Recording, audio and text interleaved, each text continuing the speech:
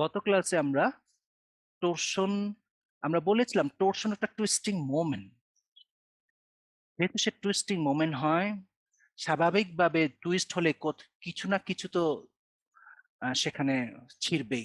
What is shear force? সে কেউ আমরা যদি তোমাদেরকে প্রশ্ন করি যে তোমরা অনেকে এসএফডি ডায়াগ্রাম, বিএমডি ডায়াগ্রাম পড়েছো, বাট যখন শিয়ার হচ্ছে, হোয়াট ইজ শিয়ার?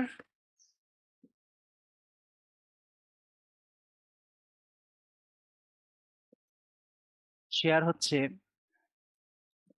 দুইটা তলের সাপেক্ষে, দুইটা তল, দুইটা সারফেস একটা আরেকটা সাপেক্ষে যদি মুভ করে। যেমন আমরা যদি দুই হাতের তালুকে ডান হাত এবং বাম হাতের তালুকে রেখে আমরা যখন মুভ করাই, দুই সারফেসের মাঝে, দুই তালুর মাঝে যেই ফোর্সটা আসতেছে সেটাই শিয়ার ফোর্স।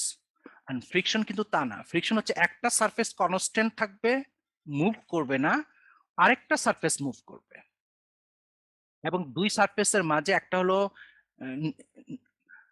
হলো কি নন মুভমেন্ট, আর একটা হলো মুভমেন্ট কন্ডিশন থাকবে, এবং দুই সারফেসের মাঝে যে ফোর্সটা হবে সেটা হবে ফ্রিকশন ফোর্স। আমরা এটাও জিজ্ঞেস করি, আচ্ছা বলো ফ্রিকশন ফোর্স এবং শিয়ার ফোর্সের মধ্যে বেসিক পার্থক্য কি? এখানে কি বেসিকটা হয়? বেসিক পার্থক্য একটু আগে যেটা বললাম, যে শিয়ার ফোর্স দুইটা তল, এখানে একটা উপরের দিকে মুভ করবে, একটা নিচের দিকে মুভ করবে, দুই সারফেসের মাঝে যেই ফোর্সটা সেটা হলো শিয়ার ফোর্স। আর ফ্রিকশন ফোর্স হচ্ছে যে একটা সারফেস কনস্ট্যান্ট থাকবে, আরেকটা সারফেস মুভ করার চেষ্টা করবে, এই দুইটার মাঝে যে ফোর্সটা আসবে সেটাই হবে ফ্রিকশন ফোর্স। তো কংক্রিট বিমে শিয়ার ফোর্সটা হয় তোমার সাপোর্টের কাছে, তোমরা দেখেছো, সেই জন্য স্ট্রাপ ডিজাইন করা হয়েছে। কিন্তু টরশন যখন অতিরিক্ত আসে, এই টরশন এটা কিন্তু একটা টুইস্টিং মোমেন্ট, বাট এই টুইস্টিং মোমেন্টটা আসলে কি প্রডিউস করতেছে? প্রডিউস করতেছে একটা মোমেন্ট, তার সাথে আবার শিয়ার ফোর্স। তার মানে টরশন অতিরিক্ত শেয়ার ফোর্স ইনডিউস করতেছে, এবং টরশনের শেয়ার ফোর্স আর নর্মাল শেয়ার ফোর্সের পার্থক্য আমরা গত ক্লাসে দেখাইছি।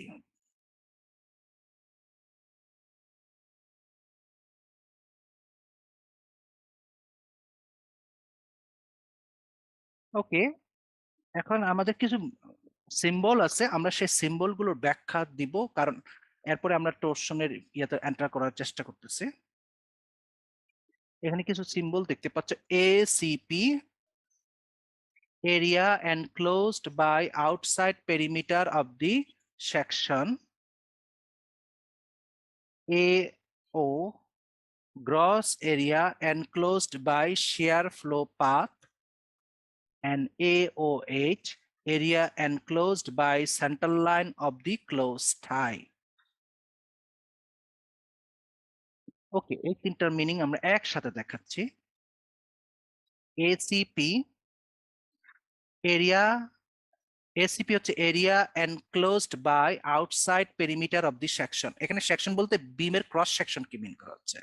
বিমের ক্রস সেকশনের যে আউটার সাইড পেরিমিটারে, যে পেরিমিটার মানে পরিধি, সোজা কথা পরিধির এরিয়া, সোজা কথা বাংলায় আমরা যদি বলি বিমের যে ক্রস সেকশন, তার সহজ উত্তর হচ্ছে তার ক্রস সেকশনাল এরিয়া। সহজ কথা, বাস। একটা বিমের ক্রস সেকশনাল এরিয়া আমরা কেমনে পাবো? বুঝাই যায় তার উইথ এবং কি তার ডেপথ গুণ করলে আমরা পাই। উইথ উইথ হচ্ছে বিডব্লিউ, আর ডেপথ কত? এইচ। যদি গুণ করে দেই তাহলে আমরা ক্রস সেকশনাল এরিয়া পাবো। এটা হচ্ছে সহজ শব্দ। বাট এখানে কি বলছে তারা? Area enclose by outside perimeter of the section. AOH, area enclosed by central line of the closed tie. Okay, central line closed tie কিন্তু আমরা এখানে দেখাচ্ছি তোমাদের। এই যে এটা হলো বিমটা, আর এই এই যে লালটা হচ্ছে ক্লোজ টাই। সেন্ট্রাল লাইন, এটা হবে প্রস্থ,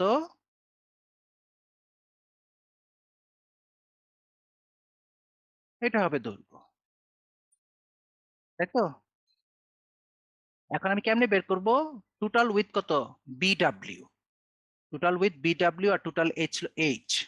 টোটাল উইথ বি থেকে আমাকে বিয়োগ করতে হবে এই পাশে কংক্রিট কভার 1.5, তোমরা জানো বিম এই পাশে 1.5 ওই পাশে 1.5, কত হইলো 1.5 করে 3, 1.5 করে কি 3 ইঞ্চি।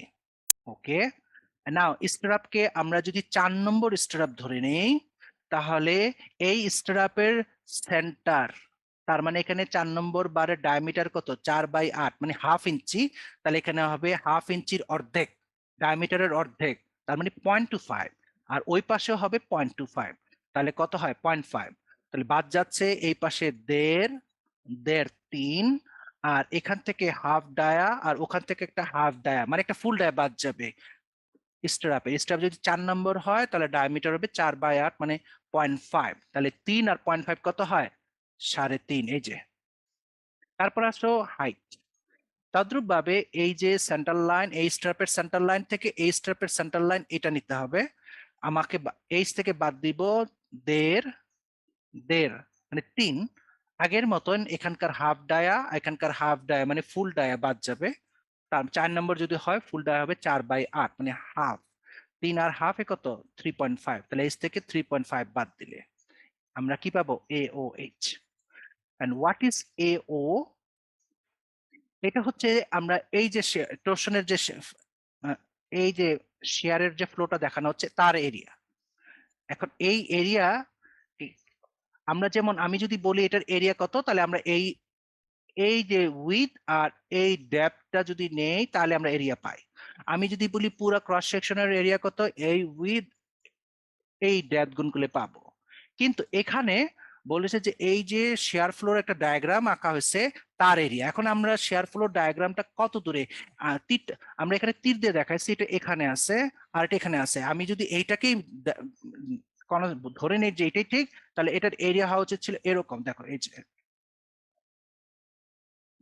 কিন্তু আমরা আসলেও জানি না যে এই শেয়ার ফ্লো এখানে হবে না আসলে তীরটা এখানে হবে। যদি নিচে হয় তাহলে আবার কমবে, আবার আমরা এখানে আঁকছি তীরটা, কিন্তু এই তীরটা আপারটা তো আমি এখানেও আঁকতে পারতাম, তখন এরিয়া হয়তো এরকম ছোট হয়ে যেত। তো সেই জন্য আমরা এটা জানি না আসলে শেয়ার ফ্লোটা কোন দিকে কাজ করতেছে, আমরা তো জাস্ট একটা কাল্পনিক ইলি এখানে দেখাইছি এখানে দেখাইছি এখানে দেখাইছি আর এখানে দেখাইছি, এটা এখানে না হয়ে এই জায়গায় হতে পারতো এরকম, উপরে না হয়ে নিচেরটা এরকম হতে পারতো, তাহলে আবার এরিয়া কমতো। সেজন্য আমরা যেহেতু জানি না সেই জন্য এখানে AOH হচ্ছে gross area enclosed by shear flow path.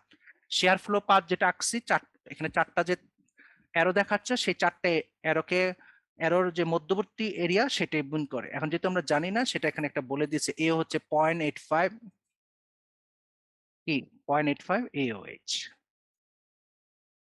AOH যদি বের করি তার 85% নিলেই আমরা AO পেয়ে যাব। তারপর আসো নিচে আছে কি PCP, PCB outside perimeter of the cross section, outside perimeter of the কি ক্রস সেকশন। তো আউটসাইড পেরিমিটার তো বুঝাই যাচ্ছে যে এই যে একটা দুইটা প্রস্থ, এই যে একটা এই যে একটা, তার মানে দুইটা BW আর দুইটা H হবে পেজ, এই যে একটা এই যে একটা, দুইটা W দুইটা H। নিচে দেখো PCP হচ্ছে 2 ইন্টু BW প্লাস H, দুইটা দুইটা BW দুইটা H, সুতরাং কমন নিয়ে নেওয়া হয়েছে। And what is PH? Perimeter of the central line of the closed tie. এটা তো শব্দেই বোঝা যাচ্ছে। তো সেন্ট্রাল লাইন আমরা কিন্তু একটু আগে বের করছি, এই সেন্ট্রাল লাইন থেকে এই সেন্ট্রাল লাইন এটার উইডথটা হচ্ছে কত, দেখো এই যে এটা আগেই বের করছিলাম, আর এই সেন্ট্রাল লাইন থেকে এতটুকটার সেন্ট্রাল লাইনের হাইট কত এত। And আমি যদি এটা পরিধি বের করতে চাই পেরিমিটার, তাহলে দুইটা এটা আর দুইটা এটা হবে, ইউ ক্যান সি যে।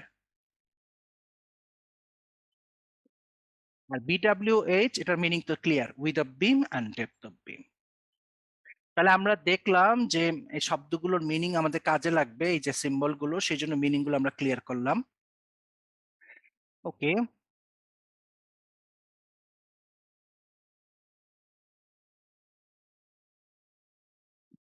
আমরা তো এই যে শব্দগুলো মিনিং দেখালাম, এরকম একটা বিম, জাস্ট এরকম রেক্টেঙ্গুলার শেপের একটা বিমের মিনিং গুলি দেখায়। মিনিং এই রেক্টেঙ্গুলার একটা শেপ থেকে আমরা এসিপি, এওএইচ, এও, পিসিপি, পিএস বের করছি। কিন্তু বিম বিমের সাথে যখন স্ল্যাব থাকে, এক পাশে স্ল্যাব বা দুই পাশে স্ল্যাব থাকবে, তখন আমরা এগুলি কেমনে বের করবো? এই যে এই ছবিটা যেটা দেখতে পাচ্ছ, এটা হচ্ছে এক্সটেরিয়র বিম। বিম আসল বিমের অংশ কিন্তু এই যে এতটুকু, আর এগুলি হচ্ছে স্ল্যাবের অংশ। এটা হলো স্ল্যাব, এটা হলো এক্সটেরিয়র বিম।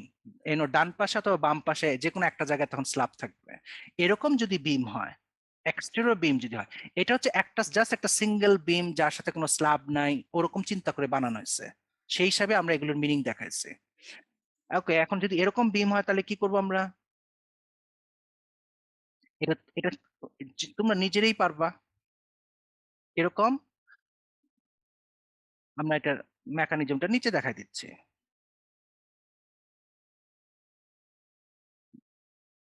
এটা হচ্ছে এক্সটেরিয়র বিম,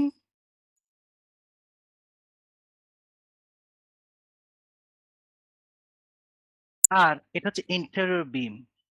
কেন দেখো, বিমের দুই পাশে স্ল্যাবের দুই অংশ আছে, এই যে একটা স্ল্যাবের অংশ, এই যে একটা স্ল্যাবের অংশ। এরকম যদি হয় তখন আমরা কিভাবে হিসাব করব? তখন আমরা কি করব জানো? তখন আমরা এরকম প্রথম বিমটাকে আমরা দুইটা খণ্ড করে নিব। এই যে,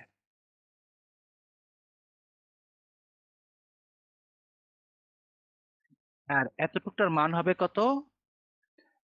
এটা এটা হচ্ছে স্ল্যাব থিকনেস, এখান থেকে এতটুকু হচ্ছে স্ল্যাবের থিকনেস, সেটা থিকনেসকে টি দিয়ে প্রকাশ করা হয়েছে। আর এখান থেকে এতটুকু লেন্থ কত হবে, সেটার ফর্মুলা সিম্বল হচ্ছে এইচ ডাব্লিউ, এবং এইচ ডাব্লিউ এর মান কত? 40 সমান।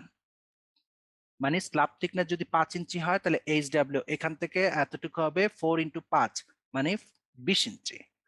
আর এটা তো যা আছে তাই, এটা হলো এইচ, আর এখান থেকে এতটুকু হবে বিডব্লিউ। এখন এরকমটা যদি এরিয়া বের করতে চাই, তোমরা কিন্তু আগে এরকম বের করে আসছো, তো এখানে দুইটা ভাগ করা হবে, এই যে একটা এরিয়া আর এই যে একটা এরিয়া।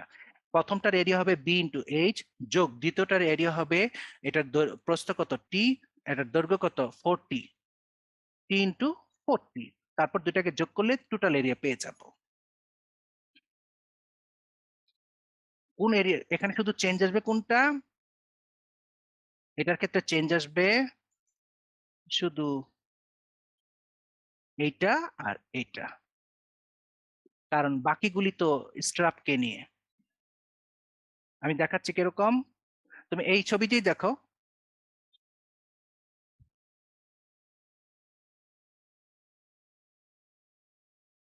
এটা যখন আমরা স্ট্রাপটা আঁকবো,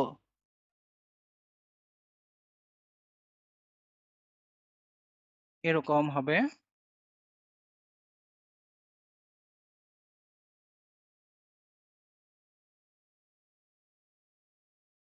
ওকে, শুধু এখানে চেঞ্জ হবে এসিপি। এসিপি হচ্ছে টোটাল এরিয়া। টোটাল এরিয়ার জন্য এখানে তিনটা এরিয়া হবে, এই যে একটা এরিয়া, এই যে একটা, আর এই যে একটা। প্রথমটার এরিয়া হবে বি ইন্টু এইচ, মানে বি ডাব্লিউ গুণন এইচ ডাব্লিউ। 3 নম্বর আর 2 নম্বরটার এরিয়া সেম হবে, যে প্রস্থ হচ্ছে টি, আর এখান থেকে এতটুকু হচ্ছে 40, তার মানে টি ইন্টু 40, এরকম দুইটা হবে দুই পাশে। এসিপি সমান আর কি এটার, আর এটার এসিপি কত হবে এটা আগে বললাম। এখানকার স্ট্রাপটা কিভাবে হবে, এরকম।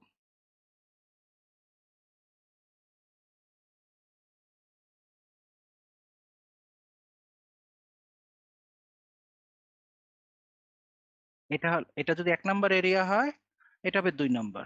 এবং তখন আমরা এটাকে কি করব, সুন্দর করে এরকম ভাগ করে নিব। 1 নম্বর এরিয়া হবে বিডব্লিউ এইচ ডাব্লিউ, প্লাস 2 নম্বরের এরিয়া হবে টি ইন্টু 40। এসিপির এভাবে বের করতে হবে। তদ্রূপ ভাবে পরিধি পিসিপি, এটা পরিধি কিভাবে বের করব? এটা তোমরা নিজেরাই পারবা। পরিধি মানে বোঝানো হচ্ছে যে এ- আমি 3 নম্বরের পরিধি কত, দিস যোগ দিস যোগ দিস, দুইটা 40, একটা টি, দুইটা 40 মানে 80 প্লাস আরেকটা টি 90। 3 নম্বরের পরিধি হচ্ছে 90, 2 নম্বরের পরিধি হচ্ছে 90, মানে 9 টি। টি মানে এই যেটা, এটা 90 আর 90 18 টি। আর 1 নম্বরের পরিধি কত দেখো, এই যে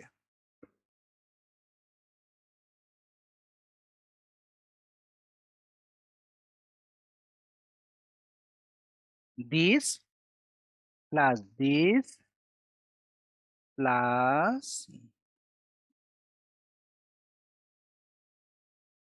and this পরিধিগুলো আউটার সেক্টর হিসাবে খেয়াল রাখতে হবে তোমাকে। সেই জন্য এভাবে যদি আমরা করতে চাই, এটার পরিধিটাকে যদি নিতে চাই, তখন সবচেয়ে বেস্ট হলো এভাবে চিন্তা করা, পরিধি বের করার সময় আর কি, শুধুমাত্র পরিধি বের করার সময় এতটুকটা যদি আমরা আলাদা করে ফেলি, তাহলে টোটাল এখান থেকে আমরা এতটুকু পাবো কি 40 যোগ এই মাঝেটা হচ্ছে বিডব্লিউ, 40 যোগ বিডব্লিউ যোগ 40, আর এটা হলো লম্বাটা হইলো লেংথ এটা, তারপর নিচে আছে এখানে এটা আছে কি টি, আবার এটা আছে 40। তো এরকম করে তোমাদের সুবিধাজনক মতন করে এটাকে ভাগ করা যেতে পারবে।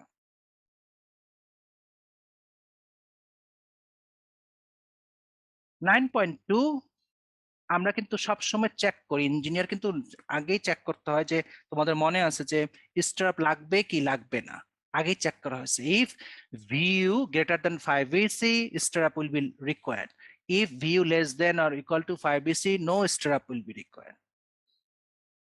আমরা কিন্তু দেখাই আসছে তোমাদের। তো এখানেও টর্শন আসবে কি আসবে না, টর্শন কনসিডার করতে হবে কি হবে না, ইঞ্জিনিয়ার কিন্তু আগেই জেনে যাবে। এবং সবসময় তোমরা জানো P equal M U equal to phi M N, V equal to phi B N. এখানেও আলটিমেট টর্ক সমান ফাই টি এন, যেটা মোমেন্ট যেমন M U equal to phi M N পড়ে আসছে সেরকম T equal to phi T N. আর এই টিউটাকে, এই টিউটা হচ্ছে বাইরে থেকে যে এক্সটার্নাল, এটাকে তুমি শত্রু ভাবতে পারো, এনিমি। আর এই টিএনটা কি, এই টিএনটা হচ্ছে বিমের নিজস্ব যে টর্ক বা টুইস্ট বা টোরশন রেজিস্ট করার ক্ষমতা। যেমন আমরা মানুষকে দিয়ে বুঝাইছিলাম, মানুষের নিজস্ব যে শক্তি সেটা হচ্ছে এম এন, আর বাইরে থেকে যেই শক্তিটা আসতেছে সেটা হচ্ছে এম ইউ। সেরকম এখানেও তাই, মোমেন্টে ফাই ছিল স্ট্রেংথ রিডাকশন ফ্যাক্টর যার মান ছিল 0.9, আর এখানে ফাই হবে স্ট্রেংথ রিডাকশন ফ্যাক্টর, এটা টোরশনের জন্য মান কি 0.75।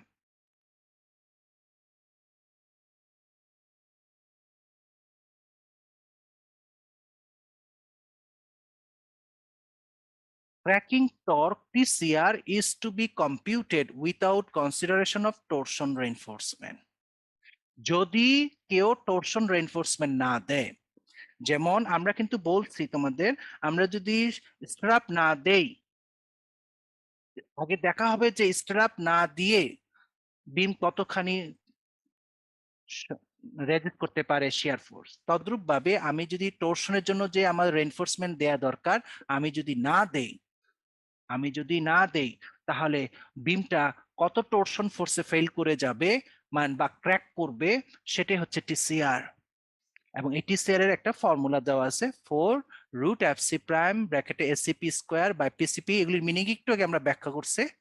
আমরা টিসিআর এর মানটা পেয়ে যাব, টিসিআর এর মানটা কি পেয়ে যাব। তারপর if TU greater than 0.25 TCR then beam must be design for কি টর্শন। ক্লিয়ার? তাহলে কি টর্শন লাগবে। তাহলে আমরা জেনে গেলাম যে টর্শন লাগবে কি লাগবে না বিমে ইঞ্জিনিয়ার কিভাবে বের করবে। ফার্স্টে সে টিসিআর বের করবে, এই টিসিআর তার 25% অফ টিসিআর থেকে যদি টিউ বড় হয় তাহলেই কি টর্শনাল রেইনফোর্সমেন্ট লাগবে। আর নাও এই টিউটা কোত্থেকে আসবে, এই টিউটা তোমার লেটারাল লোড থেকে আসবে, আর্থকোয়েক বা উইন্ড থেকে আসলো। কথা কথা টিউ, মনে করো টিউ একটা, আমরা আগে বলেছি টিউ মানে টর্শন। আর what is torsion? Torsion is a twisting moment. এই জন্য টিউর ইউনিট কিন্তু অলওয়েজ মোমেন্টের ইউনিট হবে। ফর এক্সাম্পল টিউ সমান মনে করো 30 কিপ ফিট, তার মানে 30 কিপ ফিট এর অর্থ কি এক্সটার্নাল লোড বা আর্থকোয়েক থেকে যে টর্শন মোমেন্ট আসতেছে সেটা হলো 30 কিপ ফিট। ওকে, নাও তোমার বিম বিম টিসিআর ভ্যালু যদি মনে করো, টিসিআর ভ্যালু আমরা পাইলাম কথার কথা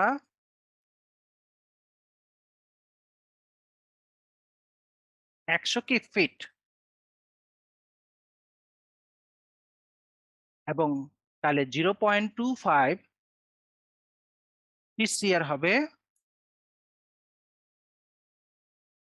কত, 25 কি ফিট। এর অর্থ আর্থকোয়েক থেকে বা লেটারাল লোড থেকে যে তোর টুইস্টিং মোমেন্ট আসতেছে তার পরিমাণ বড়, এটা থেকে বড়, এই যে এখান থেকে, তার মানে টর্শনের রেইনফোর্সমেন্ট লাগবে।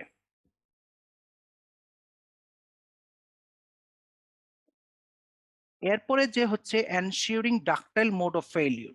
তোমরা ইঞ্জিনিয়ারিং, সিভিল ইঞ্জিনিয়ারিং এর যে কংক্রিট স্ট্রাকচার যেটা এখন পড়তেছো, সেটার যে প্রথমে পড়েছিল যে বিম দুভাবে ফেল করে, এবং দুই রকম ফেলিউরের মধ্যে একটা হচ্ছে ব্রিটল ফেলিউর। ব্রিটল ফেলিউরে কি হয়, কম্প্রেশন জোনে কংক্রিট ফেল করে যায়, বা টেনসাইল জোনে কোনো রকম ইয়েল্ডিং না হওয়ার কারণে কোনো রকম ক্র্যাক সৃষ্টি হয় না। কিন্তু কংক্রিট যখন ফেল করে সে কোনো ওয়ার্নিং দেয় না, সেই জন্য আমরা সেটাকে বেস্ট ফেলিউর বলি না। আরেকটা ফেলিউর আছে ডাকটাইল ফেলিউর। এটা টেনশন জোনে রেইনফোর্সমেন্ট যখন ইয়েল্ডিং শুরু করে, তখন কংক্রিটের মধ্যে একটা ফাটল দেখা যায় বটমে, টেনশন জোন যেখানে সেখানে বটমে, তারপরে সেই ক্র্যাক আস্তে আস্তে বড় হয়, বাড়তে থাকে, উপরে দিকে উঠতে থাকে। এখন এতে আমরা একটা সময় পাই এবং এই ওয়ার্নিং দেখে আমরা প্রিকশনস নিতে পারি। এই ধরনের ফেলিউরকে আমরা বলতাম ডাকটাইল ফেলিউর। দুই রকম ফেলিউরের মধ্যে যদি আমরা বেস্ট নিয়ে থাকি, ডেফিনেটলি সেটা হবে কি, ডাকটাইল ফেলিউর। তাহলে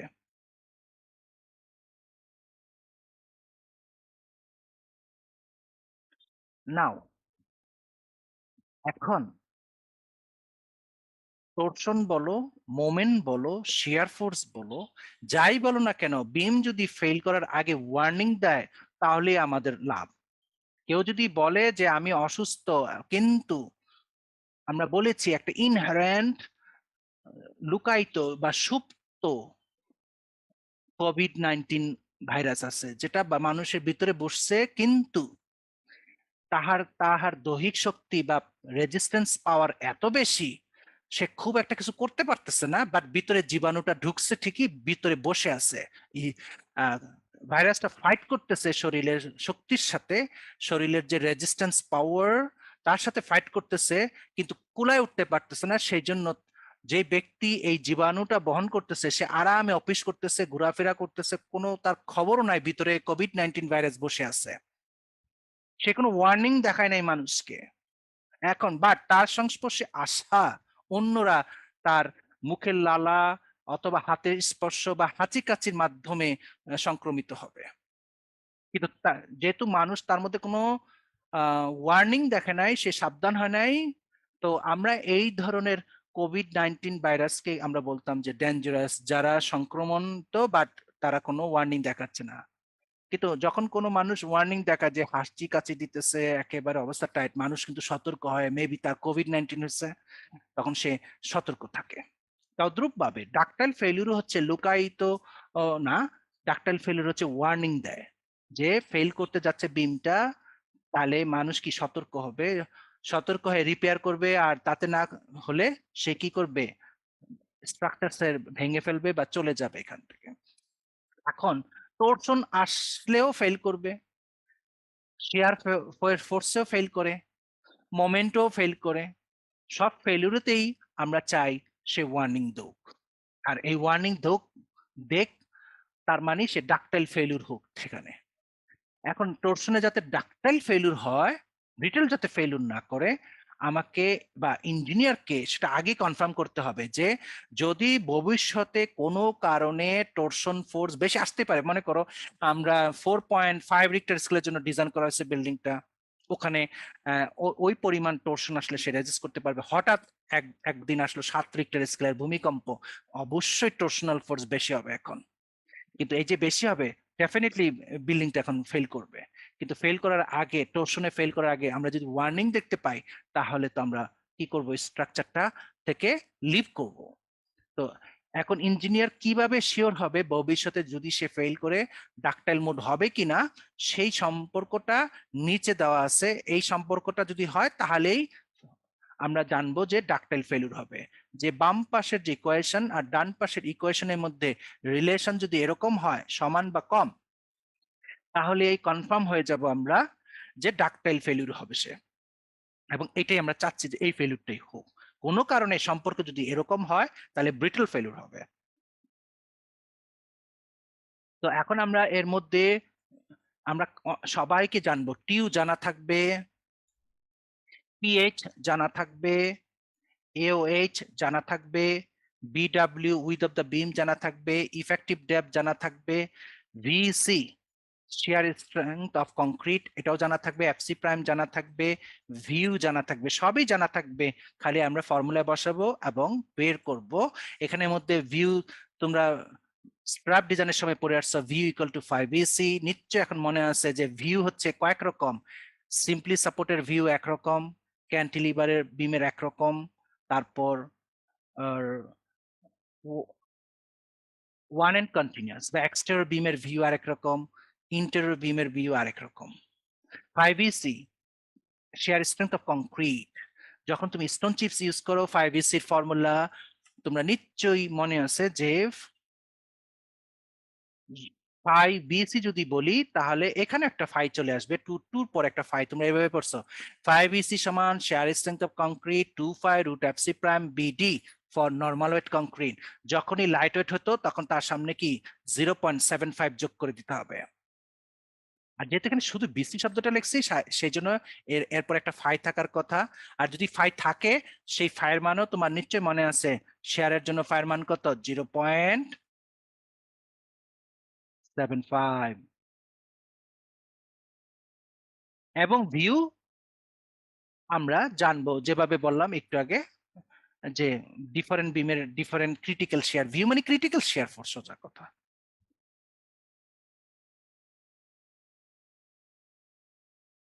ওকে, এখানে অনেক কিছুই মিল পাবা, তোমার স্ট্র্যাপ ডিজাইনের সাথে কথাবার্তা অনেকটা মিল। যেমন 9.4 ক্রিটিক্যাল সেকশন ফর কি টরশন, তোমাদের নিশ্চয়ই মনে আছে critical section for shear force.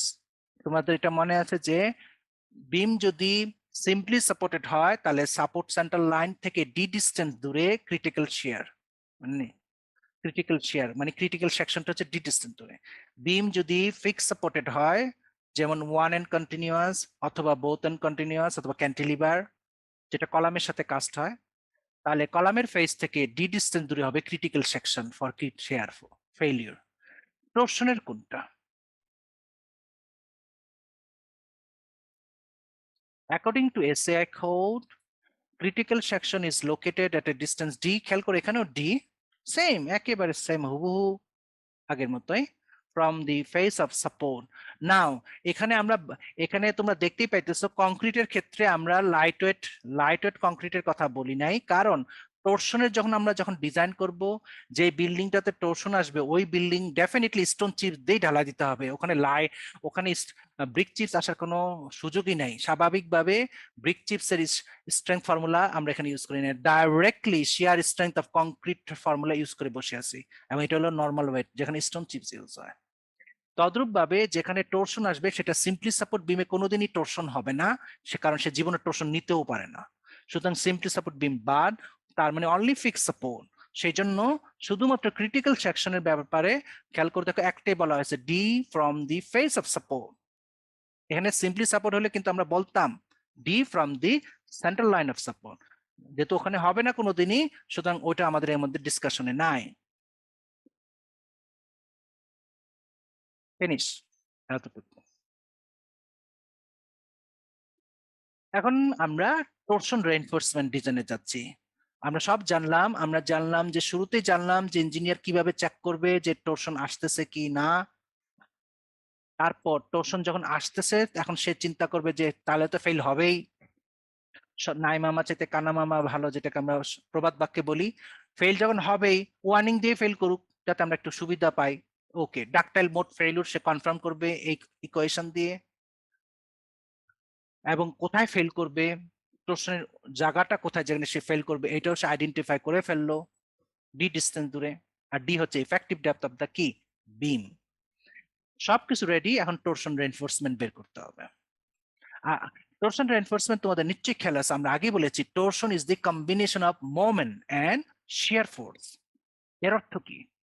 যখন আমরা মোমেন্ট রেজিস্ট করতাম তখন শুধু আমরা মোমেন্টের স্কিল বের করেছি মেইন বার। তোমাদের নিশ্চয়ই মনে আছে তোমরা বিম ডিজাইন করেছো, সিম্পলি সাপোর্টেড বিম, ক্যান্টিলিভার বিম, ইন্টেরিয়র বিম, এক্সটেরিয়র বিম। সেখানে মোমেন্টের জন্য যখন স্টিল বের করেছিল সিম্পলি সাপোর্ট বিমে মিড স্পানের কি নিচে, ওখানে শুধু টেনশন আসতো ওর জন্য, উপরে কিন্তু আর কিছুই ছিল না। ক্যান্টিলিভার বিমে একমাত্র টেনশন আসতো বিমের উপরে নেগেটিভ জোনে। আর ওয়ান এন্ড কন্টিনিউয়াস আর বোথ এন্ড কন্টিনিউয়াস এ মোমেন্টের জন্য টেনশন কোথায় আসতো? মিড স্পানের নিচে, দুই সাপোর্টের উপরে, তাই না? দুই সাপোর্টের কাছে কি উপরে। এতে তিন রকম স্টিল দিতা, inter negative, এক্সটার negative, mid span positive. ওগুলো হলো মোমেন্টের জন্য আমরা মেইন স্টিল দিতাম। ক্র্যাঙ্ক বার দিতে পারো অথবা স্ট্রেট বার। তারপর যখন তোমরা শেয়ার ডিজাইন করতে গেছো স্ট্রাপ, সেখানে কিন্তু স্ট্রাপ দিয়েছো, শুধু স্ট্রাপ শেয়ারের জন্য। এখন torsion is the combination of moment and shear force. তার মানে কি? তার মানে মোমেন্টের জন্য অতিরিক্ত স্টিল দিতে হবে আর শেয়ার ফোর্সের জন্য অতিরিক্ত কি স্ট্রাপ বসাইতে হবে রেগুলারের বাইরেও।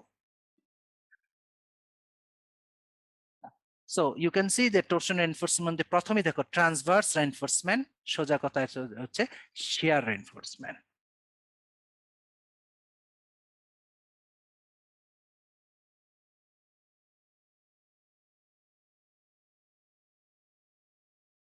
এক সেকেন্ড, তোমরা লাস্ট নিচে দেখো লঙ্গিটিউডিনাল রেইনফোর্সমেন্ট, অথবা যেটা আমরা বলবো বিমে যেটা আমরা মেইন বার হিসাবে দেই, সোজা উপরে নিচে, এটা হলো এইখানে। আর ট্রান্সভার্স রেইনফোর্সমেন্ট যেটা হলো স্টেরাপ। আমরা এই টর্শনাল রেইনফোর্সমেন্ট আগামী ক্লাসে শিখব, এবং টর্শন আগে ছোট্ট একটা চ্যাপ্টার। সুতরাং আগামী ক্লাসেই আমরা ডিজাইন শুরু করব, টর্শন রেইনফোর্সমেন্ট ডিজাইন। বাকিটুকু আমরা আগামী ক্লাসে দেখবো।